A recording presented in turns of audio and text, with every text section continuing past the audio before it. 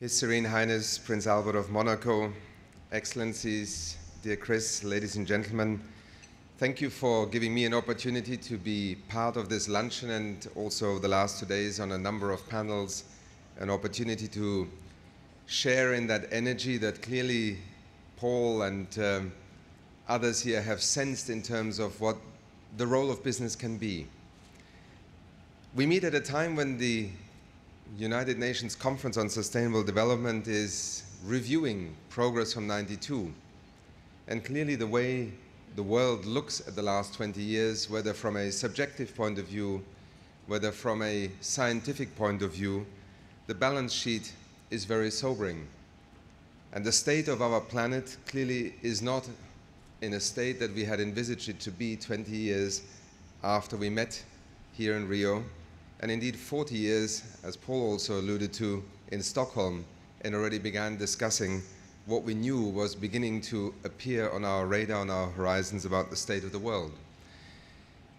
But in some ways the conversation here in Rio is perhaps more dramatic because on the one hand, around us, many crises unfold. And even if you sometimes in the Rio Centro have a sense that you're in the vortex of a series of storms around you, because progress is glacial. We should recognize that perhaps we have one step that we have already taken forward in the sense that the economy and the economic forces that drive us, enable us, but also undermine us, these are all part of the conversations here, is at the center stage here. And I would call Rio as much a world summit about the economy as I would, as is perhaps more the perception in the media, called the G20 summit about the state of the world economy. And perhaps it is a more real summit about the world economy because here what we see manifesting itself is in fact a series of parallel universes. In the Rio Centro you have, in a sense, an image of a world that is somewhat at a loss as to how it can collectively, at this particular moment in history, move forward. It is trapped by the legacy of 20, 30, 50 years of trying to find consensus principles within which a global economy can evolve and evolve successfully not only for some but for all. And clearly the legacy in terms of the climate change debate, the responsibility for what is up in the atmosphere and the space that has been taken up by some and others now are meant to compensate for that.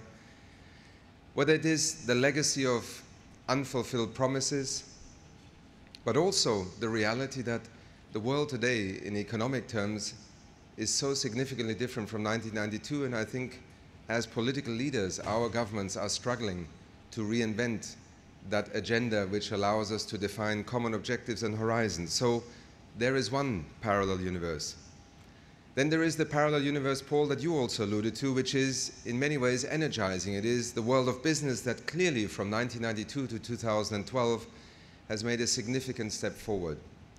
It has moved beyond the notion, which some began to bring to the Earth Summit in 1992, that a corporation in the 21st century is not simply an entity that pays its taxes and then should be left alone to get on with its business.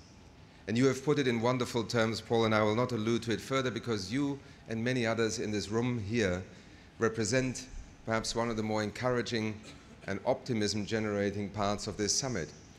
Not only the vision and the understanding of what needs to be done, but the personal commitment. I've been struck time and again by how many of you as CEOs here at this meeting are not only discussing sustainable development in terms of its implications, you're actually beginning to act in scalable terms, to use your word, Paul, in your own domain of control.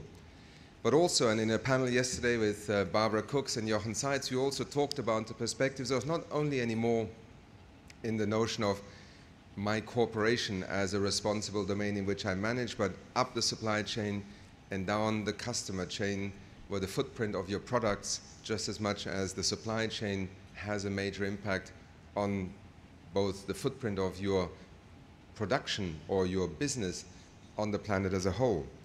So here we have a universe of enormous potential, as you say, whether it be in technology terms, whether it be in resource efficiency terms, or whether it be in terms of doing business differently. But then there is a third universe, and it is the one that perhaps in its most, let's say, agitated form is meeting a few kilometers down the road from here, in the Flamengo Park, the so-called People's Summit. I took the decision 3 days ago to ask for a chance to debate the theme of the green economy with people who are at the People's Summit. And I need to bring back to you something that clearly is part of our reality today, and that is that there is a whole mass of people out there, and you alluded to them, Paul, just now in your comments also, who have lost faith in political systems, have lost faith in their leaders, have lost faith in the economy. And some of the controversies that we see also being debated in civil society about the notion of a transition towards an inclusive and green economy is actually, interesting enough, not a debate about the notions of inclusive and green.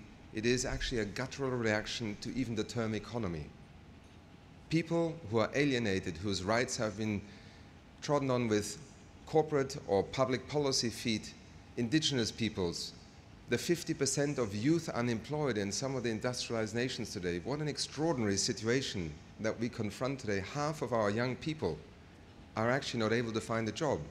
This is corrosive to the core of our societal consensus, to the social contract that we have. It is frightening. And to have a dialogue with them in the sense of talking about the economy, a green economy, an inclusive green economy, is almost impossible, because they consider everyone in this room here who works for a corporation the center of the problem.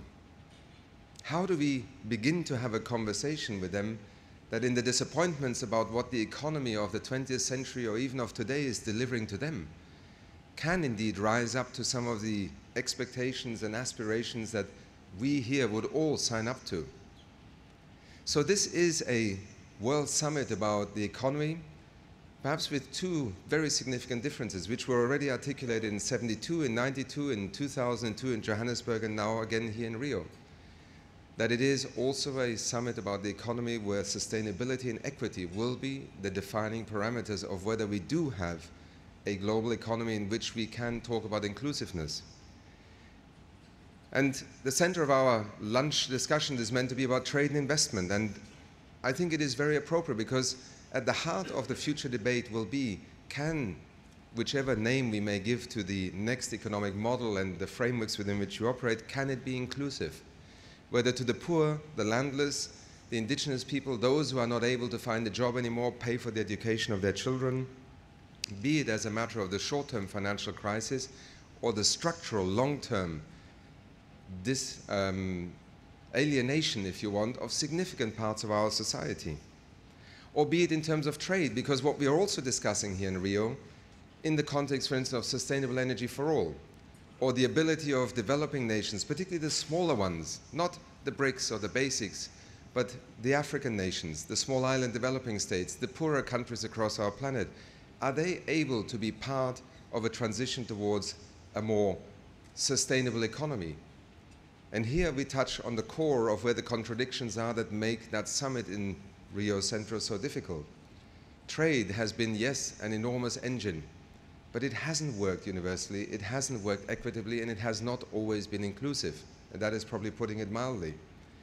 This is where the discourse between what you are able to bring through the ingenuity, innovation, the financial and intellectual power that you can bring to the reality of our economies. And let's always forget, only a quarter of our global economic activity takes place through public budgets. 3/4 of everything we transact, buy, produce, sell in our world is transacted through the marketplace of a small farmer or a global multinational.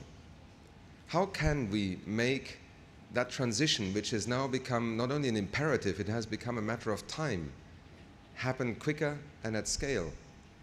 And this is where I think the conversation, however difficult it appears at the moment, and it is not going to be satisfactory to anyone, I expect, when we leave Rio, how can the public policy arena be part of enabling a more rapid transition?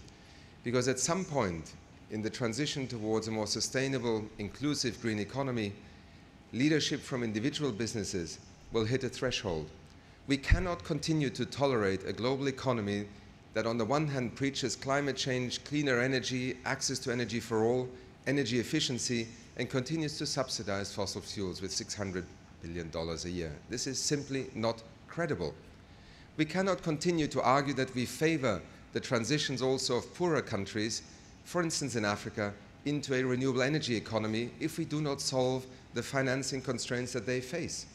In our UNEP FI context, we have worked with companies and with countries in Africa to understand why is it that the continent has the greatest potential for renewable energy resources probably on the planet, is yet again struggling to even begin to enter into that economy.